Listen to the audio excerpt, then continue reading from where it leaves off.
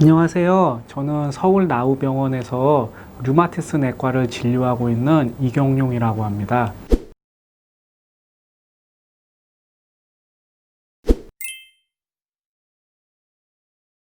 통풍 치료는 크게 세 가지를 생각하시면 돼요. 첫 번째는 급성 발작 치료, 두 번째는 요산 관리 치료, 세 번째는 통풍 발작을 예방하는 치료가 되겠습니다. 우선 첫 번째로 급성 통풍 발작을 치료하는 방법인데요. 이 급성 통풍 발작 시에 쓰는 약으로는 이제 저희들이 주로 많이 쓰는 진통소염제, 그리고 콜킨, 그리고 스테로이드를 이제 사용하게 되겠습니다. 그래서 환자님들이 오시면은 이제 저희들이 콜킨과 이제 진통소염제를 주로 주게 되고요. 이제 그것들을 먹게 되면은 한 일주일에서 2주일 정도 되면은 급성 통증이 다 가라앉게 돼요. 다 가라앉았는데 그러면 이제 요산 관리 치료를 해야 되거든요. 요산 관리 치료를 할 때는 저희들이 요산을 떨어뜨리는 약들을 쓰게 됩니다. 그래서 예전에는 이제 자이로릭이라는 약을 많이 썼었고요. 최근에는 이제 페브릭이라는 약을 좀 많이 쓰게 됩니다. 그래서 이 약들을 이제 환자 상담을 통해 가지고 이제 요산 관리를 하게 되고요. 많은 이제 환자분들이 제 외래에 오시면은 그냥 통풍 어떻게 관리했어요? 물어보면 그냥 통풍 아플 때만 약을 먹었어요. 이렇게 말씀들을 하세요. 근데 그거는 이제 통풍 발작 치료만 하시게 된 거거든요. 근데 발작 치료만 하시게 되면 결국 요산은 몸에 그대로 쌓여 있는 채로 남아 있습니다. 그래서 이게 시간이 지나면 관절과 관절 주변에 요산이 계속 쌓이기 때문에 결국 시간이 가면은 그 이제 통풍 결절이라고 해갖고요. 관절에 돌이 쌓이기도 하고 그것 때문에 관절에 변형이 올 수도 있어요. 그런데도 계속 요산을 떨어뜨리는 약을 먹는 요산 관리를 안 하게 되면 결국 이제 콩팥이 나빠진다든지 심혈관 질환의 위험이 높아질 수 있기 때문에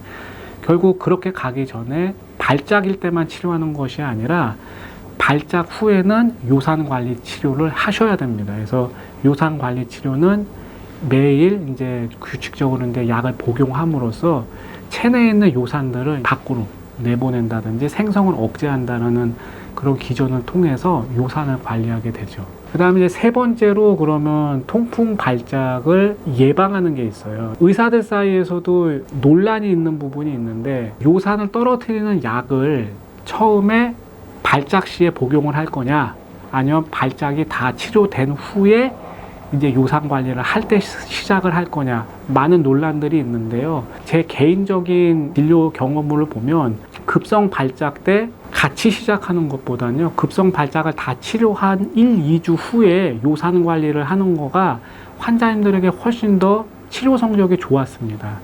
그래서 저 같은 경우는 이제 급성 통증을 다 가라앉힌 다음에 요산 관리를 하는 진료를 하고 있고요. 그다음에 이제 요산 관리를 하다 보면 그 인위적으로 이제 요산을 낮추게 되죠. 따라서 통풍 발작의 원리가 바로 급격한 요산의 변화라고 제가 말씀드렸는데, 그래서 요산 관리를 위해서 페브릭이라는 약을 쓰게 되거든요. 그럼 초기에는 인위적으로 이제 요산을 낮추기 때문에 몸 안에서 요산의 농도가 급격히 떨어집니다. 따라서 그 떨어질 때 몸에서는 발작이 일어날 수 있어요. 그 발작이 이제 자주 오시는 분들이 계세요. 잔발작처럼. 그래서 어떤 환자님들은 오셔서 이 페브릭을 먹었더니 통풍 발작이 계속 와가지고 내가 치료를 못하겠다. 너무 생활이 불편하다. 나하고 이 약은 맞지 않는 것이 아니냐. 이렇게 또 이제 문의해 주시는 분들이 계시거든요. 근데 결국 이제 요산 관리를 할 때는 요산이 급격히 농도가 변화에 의해서 그게 발작이 오는 거기 때문에 어떤 부작용이 아니라 정상적인 반응입니다. 따라서 그 발작이 너무 자주 오시는 분들 같은 경우는요, 한 3개월에서 6개월 동안 페브릭을 같이 복용을 할 때 뭐 적은 용량의 진통소염제 또는 콜킨 아니면 어떤 또 콩팥이나 이런 것을 고려해서 혹시 스테로이드 같은 거를 조합을 해가지고 발작 예방을 위해서 페브릭과 같이 복용하는 경우도 있습니다. 그래서 이런 조합들을 통해서 환자들의 약물을 치료하고 있습니다. 통풍은요, 왕도가 없습니다. 어떤 환자분들은 그래요. 이제 통풍약을 이제 요상 관리를 이제 계속 하면서 이제 2년, 3년, 4년 시간이 가면 통풍 발작이 안 오거든요. 그 이제 환자분들 마음에 자신감이 생겨요. 아, 통풍이 다 치료됐다. 이제 약을 안 먹어도 되겠다. 이제 통풍약을 갑자기 어느 순간부터 안 드시기 시작합니다. 저희 의사들이 연구를 해봤어요. 그 이제 수능도라고 해가지고 어떻게 되냐 그랬더니 이 통풍이 이제 발작이 안 오면요 1년, 2년, 3년이 지날수록 그 통풍약을 계속 먹는 빈도수가 점점점 줄입니다. 1년에 10%씩 거의 줄거든요. 그래서 실은 통풍에 대해서 지금 정확한 이제 질환에 대한 인지가 아직은 좀 환자분들 사이에 좀 덜 된 것 같습니다.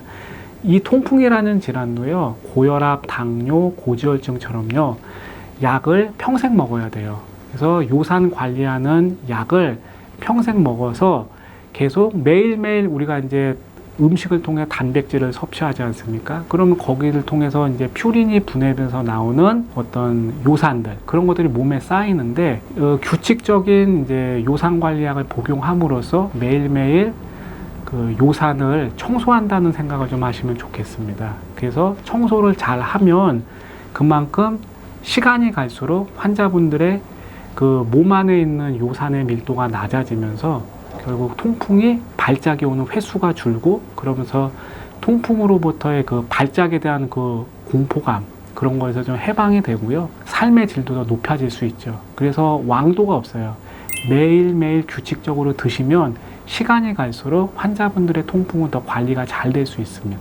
그러니까 통풍 관리는 꾸준히 끝까지 잘 하시는 것이 중요합니다. 그 이상으로 통풍에 대해서 말씀드렸습니다. 감사합니다.